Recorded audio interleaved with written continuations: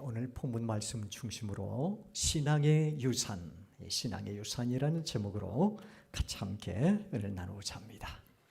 자, 오늘은 어린이 주일입니다. 특히 우리 어린아이들을 성경에서 또 찬송가 564장입니까? 거기에도 보면 샛별 같은 빛나는 보배 이렇게 표현을 하고 있습니다. 샛별 같은 그 보배 멸류관에 달려 반짝반짝 빛나게 비치리로다. 우리 아이들이 얼마나 소중하면 이런 표현을 해놨을까? 샛별 같은 빛나는 보배. 그리고 시편 127편에 보면 자식들은 여호와의 기업이라 그렇게 나와 있어요. 누구의 기업요? 여호와의. 부모의 기업이라고 말할 수 있는데 부모의 기업도 아니에요. 하나님의 기업이라는 거예요. 그렇게 소중하다는 거예요. 그래서 우리 교회 다음 세대 얼마 되진 않지만 얼마나 귀하고 감사한 일인지 몰라요. 그래서 기성세대가 다음 세대에게 빛나는 신앙, 이런 신앙을 잘 전수하고 잘 전승해야 될 줄로 믿습니다. 그런 책임이 있어요. 이 아프리카 여름 속담 잘 아시죠? 아프리카 속담 보면 한 아이를 키우는데 온 마을이 필요하다. 아프리카에서 그런 속담을 가지고 있어요. 한 아이를 키우는데 온 마을이 필요하다. 한 아이가 얼마나 소중하고 또 양육하고 교육하는데 얼마나 중요한가 하는 것을 말씀해 주고 있어요. 그래서 아이 양육이 이 교육이 얼마나 중요한가 말씀해 주는 그런 내용이 되겠습니다. 그리고 잠언서 22장 6절을 보면 마땅히 행할 길을 아이에게 가르치라. 그리하면 늙어서도 그것을 떠나지 아니하리라. 아이들에게 아주 마땅한 일이 뭡니까? 하나님을 잘 경외하고요. 하나님의 지혜를 잘 전승하고 전수하고 또 계승을 하면 그것은 늙어서도 떠나지 아니하리라. 어린 아이들의 양육과 교육이, 신앙적인 교육이 얼마나 중요한가를 성경에서 얼마나 많이 이렇게 나오는지 모릅니다. 자, 한 아이의 양육, 신앙적인 양육이 노년에까지 영향을 미친다. 그런 의미가 되겠어요. 자, 엔젤 예배를 우리가 얼마 되지는 않지만 이렇게 드리는데, 예배를 드리는데 물론 예배 드릴 때 장난도 치고 때로는 이렇게 말도 이렇게 하고 그렇지만, 그런데 나중에 설교를 이제 다 하고 나서요, 이 설교 내용을 이야기하면 다 알아요. 참 이 교회 언저리라는 게 얼마나 중요한지 몰라요. 그래서 한 번이라도 교회 나와서 밖에 있든지 안에 있든지 그 아이들을 그대로 두면, 교회 안에 두면 이 교회 울타리 안에는 말씀의 울타리, 은혜의 울타리. 그래서 이 교회 언저리라는 것이 얼마나 중요한지 모릅니다. 아이들이 안 듣는 것 같지만 다 하나씩 하나씩 거기서 스며들어요. 스며들어요. 하나씩 하나씩 젖어들게 되고 스며들게 됩니다. 그게 신앙이에요. 자, 저도 어릴 때 우리 아이들 성경 과외를, 제가 전도사고 또 목사입니다만은 교육을 처음부터 그렇게 하지를 못하고 가정 예배만 그렇게 드렸습니다만은 참 이 보면은 우리가 학원이 얼마나 많아요. 그죠? 아이들에게 음악 학원이라든지 체육 학원이라든지 그런 학원에는 머리가 터질 정도로 보냅니다. 얼마 참 경제적으로도 많은 그런 들여서라도 내 아이가 잘 되기를 바라는 마음에서 그렇게 아이들에게 많은 가르치고 또 아이들을 이렇게 좀 많이 알도록 그렇게 하죠. 근데 성경 가해는 없어요. 성경 가해가 없어요. 교회에서 전도사님이나 목사님을 통해서 성경 가해를 좀 시켜야 되겠습니다 하는 사람은 제가 한 번도 목회를 하면서 본 적이 없습니다. 가정에서도라도 성경적인 하나님의 말씀을 한 구절 읽어준다든지 예배를 드린다든지 이런 것들이 아이들에게 전부 신앙의 유산이 되는 것입니다. 그런 유산들을 잘 물려줬으면 좋겠다 그렇게 싶습니다. 자, 오늘 여러분들 본문에 보면 축복의 사람 야곱이 나옵니다. 야곱이 이제 마지막 노년에 12아들들을 전부 불러가지고 축복된 신앙의 유산을 물려주는 그런 모습을 볼 수가 있습니다. 여러분, 야곱은 우리가 한마디로 축복의 사람이다, 축복의 사람이다, 그렇게 표현을 해요. 얼마나 이 야곱은 하나님의 축복을 사모했는지 모릅니다. 그렇게 축복을 사모했던 사람이 야곱이, 그 하나님의 축복에 대한 집착이라 그럴까요? 대단했던 사람입니다. 그래서 그는 축복의 사람이다, 이렇게 별명이 붙여지곤 합니다. 자, 여러분들 보시면 알겠지만 두 가지 사건들을 보면 이 야곱이 얼마나 축복을 그리워하고 갈망하고 집착했는지 알 수 있어요. 이 장자에게 주는 축복 있죠. 그때 당시 장자권은 반드시 그 전통에 장자에게만 갈 수 있는 축복, 장자에게만 갈 수 있는 모든 권리, 그것이 장자에게만 갈 수 있어요. 그때 당시 유대교에서는 그게 표징이 되어 있었단 말이죠.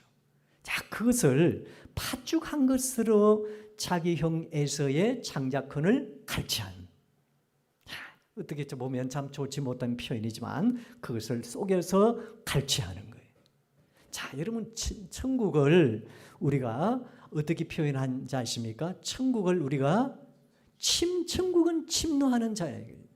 부정적인 의미예요. 침노라는 것은 침략하여 노락하여 그것을 갈취한다, 그런 뜻이에요. 그런데 왜 그런 부정적인 의미로 천국을 침노라고 얘기했을까요? 영적인 문제는 절대로 양보할 수 없다는 거예요. 이 개인적인 문제거든. 이 엄마가 내 부모가 천국 가니까 나도 따라서 간다, 그런 의미가 아니에요. 영적인 것은 내 자신만, 다시 말하면 내 개인적인 그런 일이야. 신앙적인 것은. 그래서 아이들은 아이들이 신앙이 있고 어른들은 어른들의 신앙이 있어요. 아무리 어른들이 신앙이 좋아도 아이들이 예수 믿지 않으면 아무 소용이 없다는 거예요. 천국 못 가요. 그래서 이 야곱은 천국을 침노한다, 침략하여 노락한다는 그런 부정적인 의미로 그 창자권뿐만 아니라 축복권을 갈취했지만 얼마나 그 축복에 대해서 갈망하고 또 그 축복에 대해서 얼마나 집착하고 집념했는지 몰라요. 이게 중요합니다. 그래서 절대 이 영적인 것은 양보할 수 없다는 거예요. 양보를 할 수 없다는 거예요. 그래서 파죽한 그릇으로 창자권을 갈취하고 자기 아버지 이삭을 속이고 축복권을 갈취한다. 부정적인 의미지만 그 이면에는 성경에 숨어있는 깊은 뜻이 있어요. 그 이면에는 이 성경이 어떻게 표현을 하냐면은 갈취, 그리고 집착, 침노, 이것을 넘어서 영적인 갈망으로 표현해요. 그리고 영적인 가난함, 심령의 가난함, 이런 것들을 어떻게 보면 그 이면에 투영해 주는 거예요. 투영해 주는 것입니다. 그게 만약에 그때 당시 니는 교활하고 그래서 창자권을 갖다가 너의 형제, 너희 형이 가져야 할 창자권, 또 자기 아버지 이삭을 속이고 축복권을 갈취하는 거, 그러면은 그때 당시 구약 시대에 아직 율법이 시작되진 않았지만 율법으로서는 그들은 전부 취할 수밖에 없어요. 죽을 수밖에 없습니다. 그런데 왜 하나님은 성경에 이런 것들을 표현을 해서 우리에게 교훈을 주느냐? 그 갈취라는 거, 그리고 침념이라는 거, 집착이라는 거, 침노라는 그 이면에는 성경은 바로 영적인 갈망, 또 영적인 가난함, 심령의 가난함, 이런 것들을 살며시 우리에게 투영을 해주는 거예요. 그래서 천국은 침노하는 자의 것인데 이 축복은 사모하고 갈취하고 집착하는 자의 것만. 이게 중요합니다. 그래서 우리는 영적인 욕심을 이런 데 우리가 가져야 된다는 거예요. 다른 건 모르지만 영적인 것은 거룩한 욕심이 필요해요. 이 성경은 의롭게 살라, 그리고 온유하게 살라, 그렇지만 영적인 문제는 양보하면 안 된다는 거예요. 절대 안 된다는 거예요. 그것을 강하게 이 야곱을 통해서 우리에게 어필하고 있는 거예요. 자연 천국, 구원, 하나님의 축복, 그 어떻게 여러분들 우리가 양보할 수 있습니까? 형, 이거는 내 필요 없어. 팥죽 한 그릇 있으면 돼. 나는 이것만 가지면 돼. 나 돈이 있으면 돼. 나 좋은 집에 살면 돼. 이럴 수도 있어요. 아이 마음에는. 그런데 천국, 구원, 하나님의 축복 이런 것들은 양보할 수 없다는 거예요. 그래서 우리가 갈취를 하는 거예요. 침노하는 거예요. 그 천국은 침노하는 자의 것이라는 거예요. 이것은 야곱의 어떻게 보면 신앙적인 건성 이렇게 이야기할 수 있습니다. 자, 이런 건성이 있는 사람은 기도도 응답받고 말아요. 자, 여러분들 보시면 성경에 누가복음입니까? 거기 보면 버대에게 강청함을 인하여 과부가 재판관에게 번거롭게 하고 구하고 찾고 두드리고 안 되면 이 문을 발로 차서라도 들어가서 그 응답을 받아내려고 하는 사람. 이런 사람을 성경에서 좀 좋지 못한 표현이지만 아주 이렇게 표현하는 것은 영적인 갈망이 있어야 된다. 왜 그렇습니까? 하나님의 영적인 것은 절대 우리가 놓칠 수가 없는 거예요. 이것은 우리가 아무리 우리 신앙생활하는 가운데 있어가지고 놓칠 수가 없는 문제이기 때문에 그렇게 말씀을 드리는 것입니다. 자, 설교를 전하다 보면 이렇게 아주 눈이 이렇게 막 뚫어져라 이렇게 경청하시는 분들이 계시죠. 그런 분들 보면 참 감사합니다. 예, 한 말씀도 안 놓쳐요. 그래서 영적인 말씀과 축복에 대한 갈급함이 있다는 거예요. 내 안에 그런 갈급함이 있다는 거예요. 예, 심령의 가난함이 있다는 거예요. 그게 너무너무 중요해요. 그냥 전에 했던 그 말씀이고 우리 또 설교 들으면 그런 말씀 저런 말씀 그냥 이렇게 아주 소홀하게 생각하는 사람이 있는가 하면 한 번 더 들어도 그 말씀을 깊이 놓치지 않고 갈급한 마음으로 듣는 그 자세, 거기에 하나님의 은혜가 충만할 줄로 믿으시길 바랍니다. 시편에도 보면 사슴이 시냇 물을 찾기에 뭐함과 같이 갈급함 같이. 전에 제가 이 사슴에 대해서 말씀을 드렸죠. 사슴은 약한 동물이에요. 주위에 얼마나 사자라든지 하이에나라든지 아주 이 맹수들이 많아요. 그래서 이 사슴은 아주 점잖게 가서 그냥 푸른 초장에 가서 풀 뜯어 먹고 또 개천가 가서 그냥 한가하게 그렇게 물을 먹는 그런 마시는 그런 사슴이 아니에요. 사슴을 언제 잡아먹힐지 모르는 참 너무 힘든 그런 환경 속에 사는 것이 바로 사슴이에요. 사슴이 물을 물 때 천천히 이렇게 먹고 천천히 먹고 그렇게 합니까? 고개를 들어요. 더 누가 오는가 싶어가지고. 그래서 언제 잡혀먹을지 몰라요. 그러니까 얼마나 이 명수들에게 뛰어다녔으면 갈급했겠습니까? 그런 갈급함이 우리에게 있어야 여러분들에게 큰 은혜가 있을 줄로 믿으시길 바랍니다. 사슴이 신의 물을 찾기에 갈급함 같이 쫓기고 도망신세가 돼가지고 많은 이런 맹수를 통해서 언제 잡아 먹힐지 모르는 상황 가운데 얼마나 목이 갈급했겠습니까? 저기 물이 있어서 가는데 또 물도 한 모금 먹고요. 조금 물이 죽이려고 그러니까 맹수가 오는가 싶어가지고 또 보고 또 물 먹고 그런 갈급함이 있어요. 그런 갈급함이 우리에게 영적으로 있느냐? 시편 42편에서 우리에게 말씀해 주는 그런 내용입니다.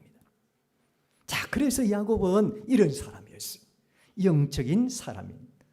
그런데 나중에 이제 노년에게 그 자기의 어떤 갈급함, 영적으로 심령이 가난함, 그런 어떤 좋은 그런 신앙을 12 아들들에게 마지막 예언으로 신앙의 유산을 그대로 물려주고 있지 않습니까? 자, 오늘 12 아들에게 그대로 다소 이 교활한 사람이기도 했지만 이것만은 본받고 우리가 토전을 받아야 돼요. 신앙의 유산을 그대로 보여주는 것입니다.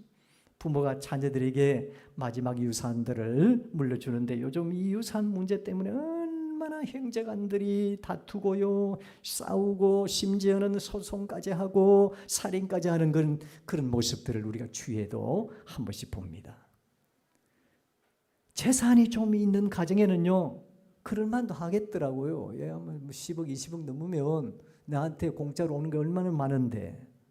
저 어떤 가정에는 피를 나눈 형제간인데 재산 문제 때문에 아직까지도 45년까지 만나지를 못하고 그런 형제들도 있고 그냥 뭐 호적에서 파내간 사람도 있고 참 그 뭐 돈 그 한 푼 때문에 그런 거예요.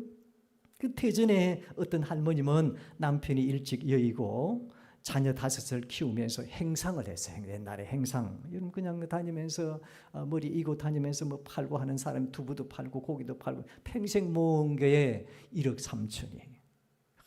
행상을 1억 3천을 모았다. 엄청난 거죠. 그 가부의 두 랩돈 아니겠습니까? 엄청난 돈입니다. 그것을 어떤 학교에다가 기증을 하는 것을 봤어요. 그게 뉴스에 나왔어요.